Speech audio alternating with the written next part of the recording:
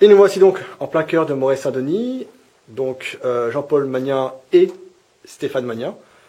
La transmission se fait très lentement, après 4 générations. Un petit bilan peut-être, Stéphane. J'ai repris le domaine en 2008, pardon, après 8 années de travail en commun avec papa, après avoir fait un bac et un BTS à Beaune. Je suis donc de 4e génération.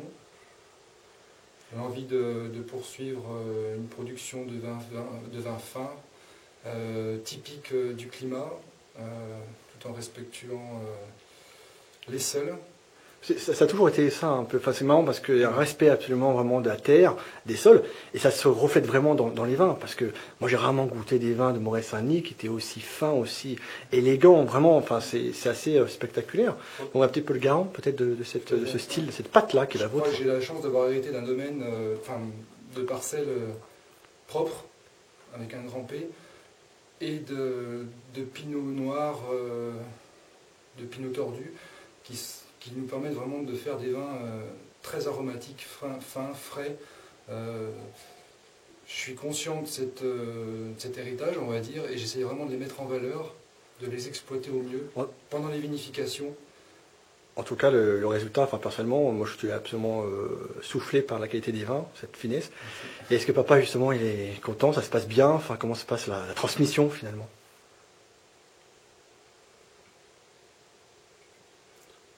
Elle se passe d'une manière générale, tout bonnement.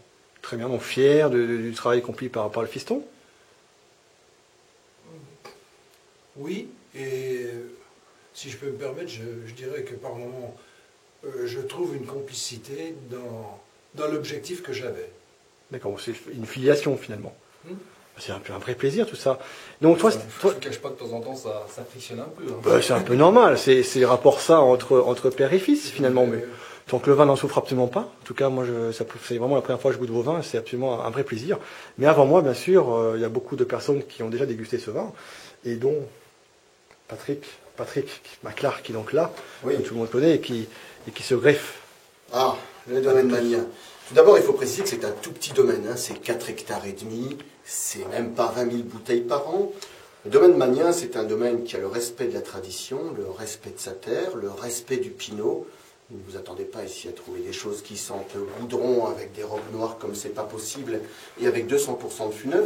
Si vous aimez ça, vous venez pas chez Jean-Paul Magnien et vous venez pas voir Stéphane. Ici, on est sur du Bourgogne traditionnel, respectueux de son terroir, avec une véritable palette d'arômes complètement représentative de son climat. Donc on est vraiment sur un vin qui pour moi rayonne, fait la queue de paon en fin de bouche. Jean-Paul Magnien est un vigneron que j'ai rencontré pour la première fois dans les années 90, alors que je vivais en Belgique. Donc j'ai pas mal barbousé après en Bourgogne, et je peux dire que le domaine Magnien est fidèle à son travail, fidèle à sa ligne de conduite, et ce depuis des années. Stéphane reprend le flambeau sans révolution.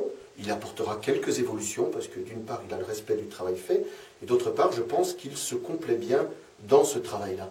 Donc on a ici des pinots fins, aromatiques, avec une belle tension acide, avec des tanins qui proviennent essentiellement du raisin et pas du bois. Donc on a j'ai envie de dire, des pinots traditionnels, dans un esprit de Bourgogne traditionnel, et Dieu sait si c'est bon. Et c'est remarquablement bon. Merci en tout cas à vous, mais en revanche, Patrick, il faudrait que tu m'expliques le terme barbousé, un peu plus tard. Allez, on va faire le rat de vigne, quoi. Pas mal ça. Là, on ne met pas les pieds. Bah, c'est très bien. Merci à vous tous. À bientôt. Merci, au revoir.